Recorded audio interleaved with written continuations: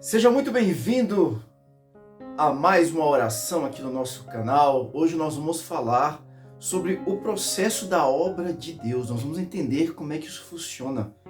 Porque a obra de Deus, ela passa por três momentos distintos. Ela passa por um plano que Deus tem a respeito do homem, a respeito da humanidade, a respeito do coletivo dos seus filhos. É como quando um pai pensa a respeito da sua família. Então começa com um grande plano. O segundo momento é a nossa percepção individual. Como cada um de nós, seres humanos, como cristãos, nós conseguimos perceber esse plano de Deus. Como que nós ouvimos isso, como nós lemos isso na palavra. Qual que é a nossa percepção daquilo que está acontecendo ao nosso redor, aquilo que está acontecendo neste mundo, para que nós possamos, através da nossa percepção, de alguma forma, nos posicionarmos para fazermos parte desse plano. Não é só no sentido de nós, entre aspas, sofrermos a consequência do plano. Eu digo entre aspas porque muitas vezes pode ser algo benéfico, como pode ser algo difícil para nós. Mas eu estou dizendo no sentido de como sermos partes ativas deste plano e não somente ficarmos na posição passiva. Isso depende muito da nossa percepção, de quão atento que nós estamos às coisas que estão acontecendo e quão atento que nós estamos àquilo que Deus está falando conosco. Vocês entendem isso? E em terceiro lugar, passa pela promessa. A promessa é que fecha. O que é a promessa? É quando eu percebo aquilo que Deus está fazendo, quando eu estou atento àquilo que Deus quer fazer, então Deus vem, Deus me inclui como parte ativa do plano. Deus me inclui como um dos construtores junto com Ele, porque Deus faz os seus planos junto conosco, nós somos participantes. O convite do Senhor costumeiramente é: a quem enviaremos? E quem há de ir por nós? Veja que o Senhor está chamando: vinde a mim, vós que estáis cansados e sobrecarregados, eu vos aliviarei. Ide por todo mundo e pregai o evangelho a toda criatura. São os convites do Senhor, né? Vem e me segue, para que sejamos participantes da obra dele. Eu quero começar hoje lendo um texto que relata ali o pré-nascimento de Jesus. Deus tinha um plano. Qual que era o plano? O plano era enviar o seu filho, o grande libertador, o Messias, o ungido de Deus, o Cristo vivo, o Verbo encarnado. Esse era o grande plano de Deus. Agora ele precisava de alguém que estivesse atento, alguém que estivesse com seus olhos voltados para os céus, alguém que pudesse perceber a voz de um anjo, que é um mensageiro, né? Anjo significa mensageiro, que estivesse preparado para poder ouvir a voz de um anjo e que pudesse abraçar então uma promessa. Amém? Porque a promessa ela surge como o quê? Como uma sementezinha que é um sonho que o Senhor coloca no nosso coração, que é a nossa parte pessoal, individual, dentro de um plano e de um projeto divino. E isso aconteceu com Maria. Amém? Vamos ler o texto aqui, está em Lucas, Evangelho de Lucas, capítulo de número 1, versículos de número 37 e 38. Preste bem atenção, diz assim: porque para Deus não haverá impossíveis. Para Deus não haverá o quê? Impossíveis. Se for possível, onde você estiver aqui agora acompanhando, repita isso: para Deus não haverá impossíveis. Vamos seguir lendo aqui a palavra. Em todas as suas promessas, porque para Deus não haverá impossíveis em todas as suas promessas. Então disse Maria: aqui está a sua serva. Qual foi a resposta de Maria? Eis-me aqui. Maria poderia ter colocado vários empecilhos. Maria, pela tradição, ela teria todos os empecilhos ali para manifestar. Entre eles, ser morta, ser exposta, ser envergonhada por conta de uma gravidez, sem estar ainda casada com José, sem ter ainda tido uma relação sexual com José.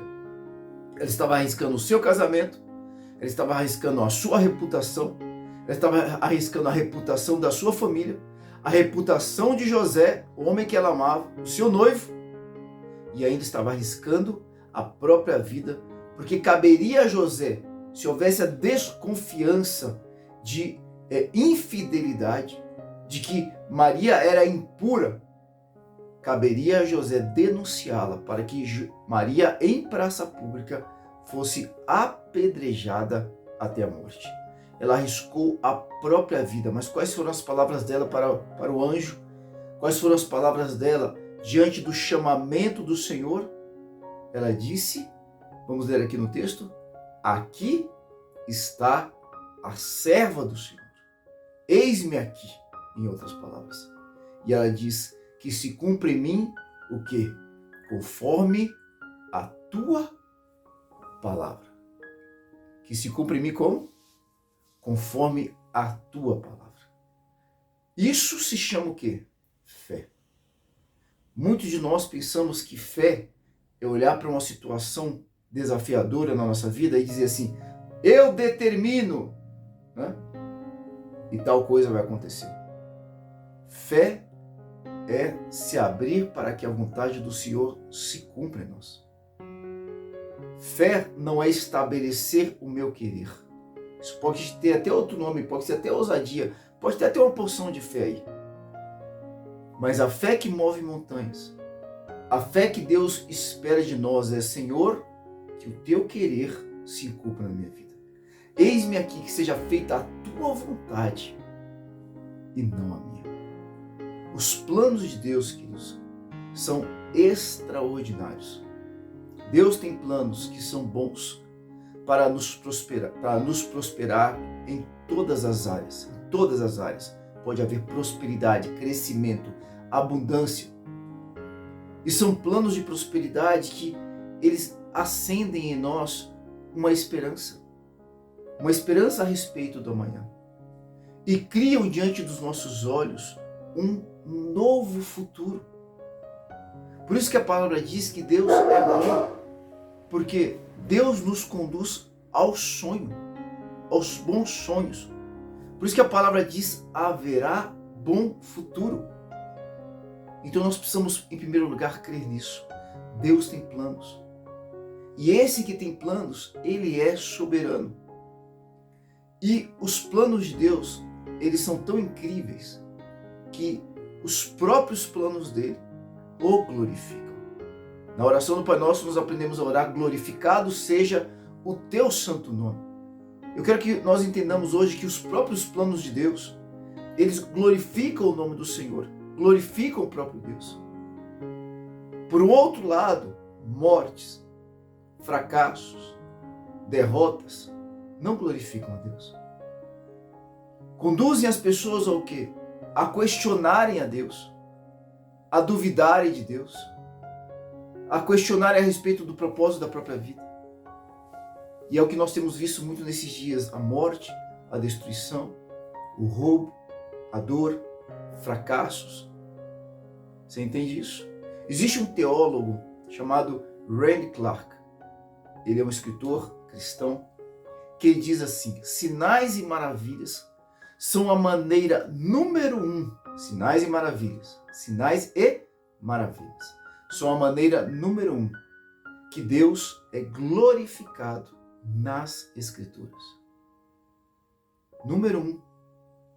Nós precisamos permitir com que isso saia das Escrituras, com que isso vá além da palavra e comece a se manifestar em nossas vidas e comece a se manifestar em nosso derredor, sinais e maravilhas, para que o nome do Senhor possa ser glorificado através de nós.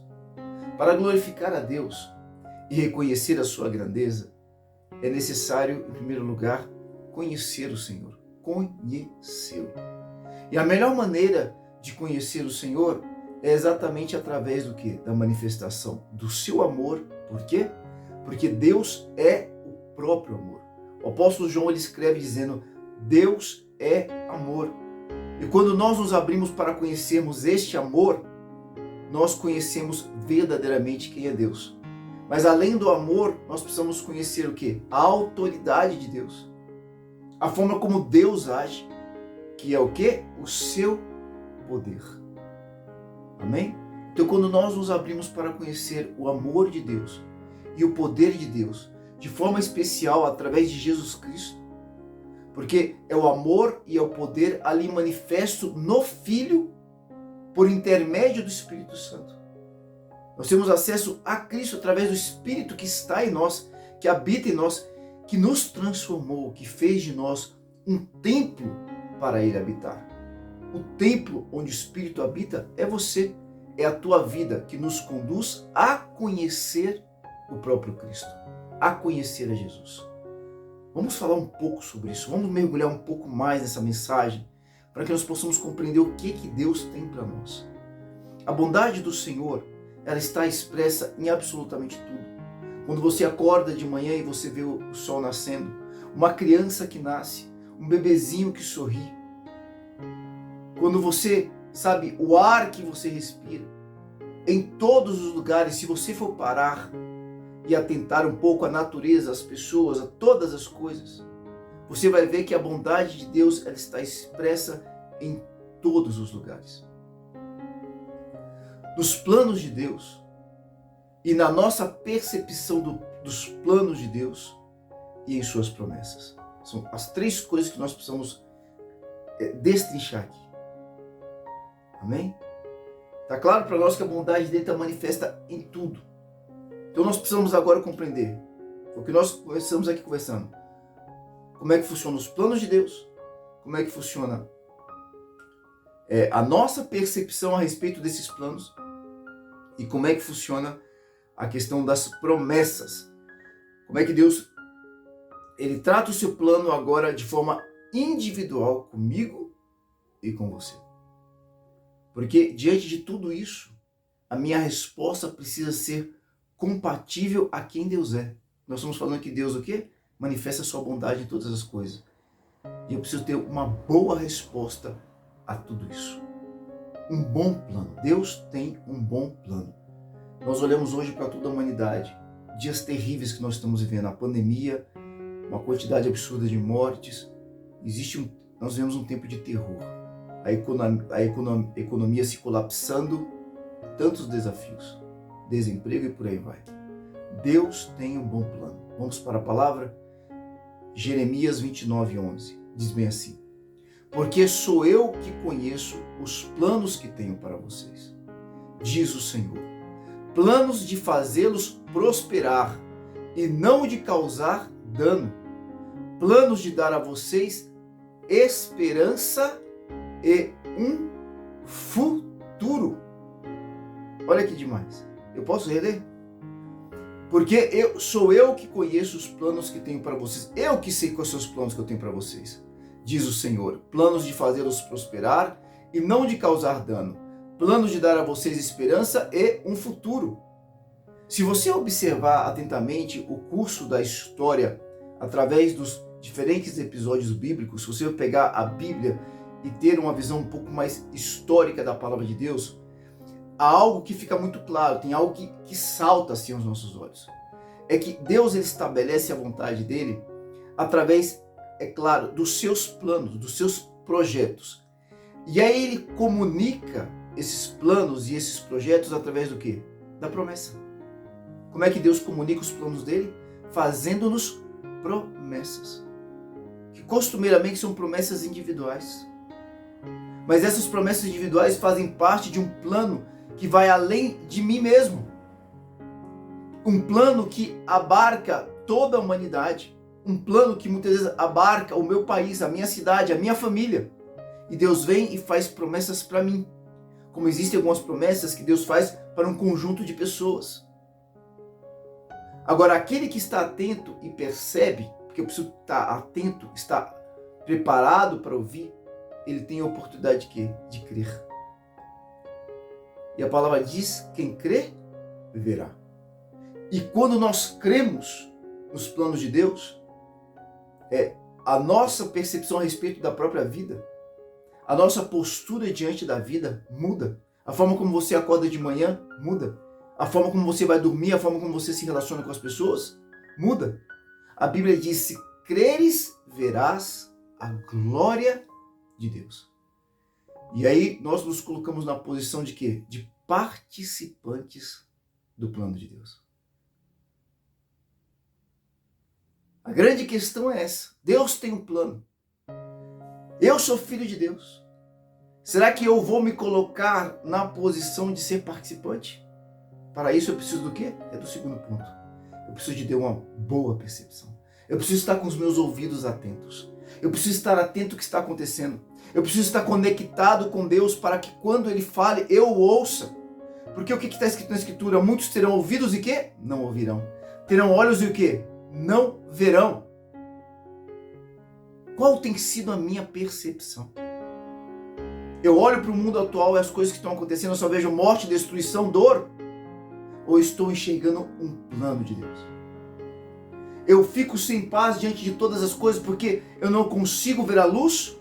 Ou eu entendo que em meio à tempestade, a própria tempestade faz parte de um plano de Deus? Que em meio a um deserto, o próprio deserto faz parte de um plano de Deus? Em Isaías 48, versículos 17 e 18, diz bem assim, preste bem atenção. Assim diz o Senhor, o seu Redentor, o Santo de Israel. Eu sou o Senhor, o seu Deus, que ensina o que é melhor para você, que o dirige no caminho em que você deve ir. Olha, presta bem atenção nesse pedacinho aqui agora. Hein? Eu vou reler, peço para que você preste muita atenção. Deixa eu começar do início, vai. Vamos recomeçar essa leitura aqui, ó. Assim diz o Senhor, o seu Redentor, o Santo de Israel. Eu sou o Senhor, seu Deus, que ensina o que é melhor para você, que o dirige no caminho em que você deve ir. Se tão somente, presta bem atenção agora, se tão somente você tivesse prestado atenção.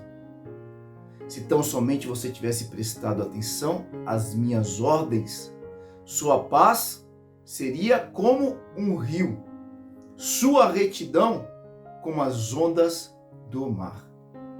Qual que é a palavra? Se tão somente tivesse prestado atenção às minhas ordens, como é que seria a paz? Seria como um rio, e sua retidão como as ondas do mar. Em meio à tempestade, em meio à pandemia, em meio ao deserto, o que deveria estar em nós? A paz. Ah, mas como é que eu vou ficar em paz com tudo que está acontecendo no mundo? Eu falo tantas vezes isso, irmãos. Porque a paz que Deus nos dá, ela está dependente de algum tipo de condição? Sim ou não? Existe algum pré-requisito para que a paz de Cristo nos envolva? Jesus diz, eu vos dou a minha paz vos deixo, a minha paz vos dou. Não como o mundo a dá. Por que Jesus diferencia a paz do que o mundo dá com a paz que ele nos dá? Porque a paz que o mundo dá, sim, ela está condicionada a vários fatores. A paz de Cristo, ela excede. É isso que a palavra diz. A Bíblia traz essa palavra. A paz do Senhor, ela excede, ela transborda, ela está além de qualquer entendimento, de qualquer explicação. Significa não existem condições. É uma paz, é uma certeza do bom futuro. É uma certeza que Deus tem um plano, que Deus tem um projeto, que Deus tem promessas. Mas eu preciso o quê? Estar atento. Ter uma boa percepção das coisas que estão acontecendo. Estar conectado ao Senhor para que Ele possa estar me trazendo paz, possa estar falando comigo. Para que eu diga, eis-me aqui, Senhor.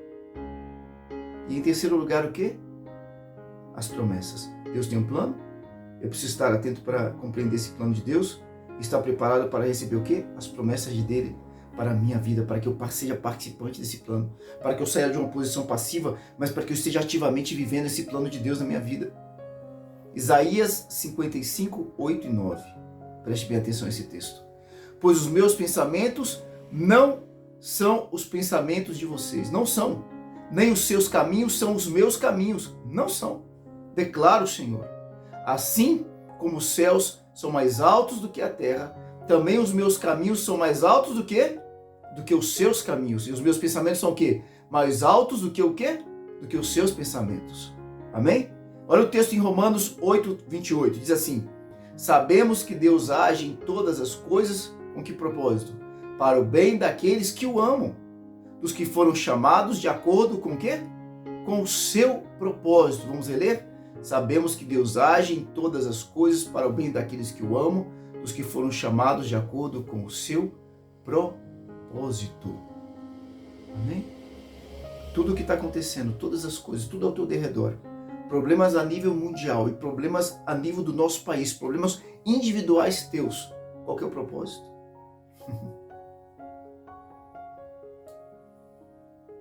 Colaborar com a tua vida. Todas as coisas contribuem para o bem daqueles que amam a Deus. Nós somos convidados, fomos chamados a participar deste convite, do propósito de Deus. O primeiro versículo que nós vemos ali do chamamento de Maria nos revela que Deus, ele faz promessas. Ele nos promete, e está escrito que nas promessas de Deus não haverão impossíveis. Agora, nós só veremos o cumprimento das promessas que são correspondentes à bondade do Pai se nós conseguirmos contemplar a ação dele, se a nossa percepção estiver de acordo com aquilo que ele realmente é. E aí fizemos como Maria. Maria diz o quê? Eis-me aqui, Senhor. Aquilo que você está me pedindo parece ser de alguma forma terrível. Eu vou arriscar minha vida, ter a reputação do meu marido, ter minha reputação, ter a reputação da minha família. Mas eu estou entendendo que existe um plano aqui maior. E aquele que começa a boa obra, ele é fiel para completá-la. E se o Senhor tem um plano, o Senhor também tem um livramento. Amém? E nós precisamos então fazer como Maria descrito ali em Lucas no capítulo número 1. Apresentar uma resposta compatível com o chamamento do Senhor. Uma boa resposta àquele que é bom. Amém? Eu quero hoje te convidar para que você faça uma oração. Para que você se volte para Deus e pergunte-se para Ele: Pai, existe algo no meu coração e na minha postura que não está correspondendo à sua bondade? Existe algo em mim que não está de acordo com quem tu és? Existe algo que eu não estou percebendo? Pergunte isso para o Senhor. Declare assim comigo: Senhor, cumpra-se em mim toda a tua bondade. Deus, cumpra em mim os teus planos. Cumpra em mim as tuas promessas. Que o Senhor te abençoe e te guarde. Que o Senhor estenda as mãos sobre ti e tenha misericórdia de ti. Eu, como servo e ministro do Senhor, quero te abençoar no nome do Pai, do Filho e do Santo Espírito de Deus. Amém. Amém, querido. Glória a Deus. Que bom tê-lo aqui. Que o Senhor possa abençoá-lo grandemente, que você viva essa palavra na tua vida. E quero convidá-lo para que você agora seja um instrumento da luz, compartilhando esta mensagem, esta oração, com todas as pessoas que você puder compartilhar. Vivemos dias difíceis. Compartilhe luz. Deus abençoe.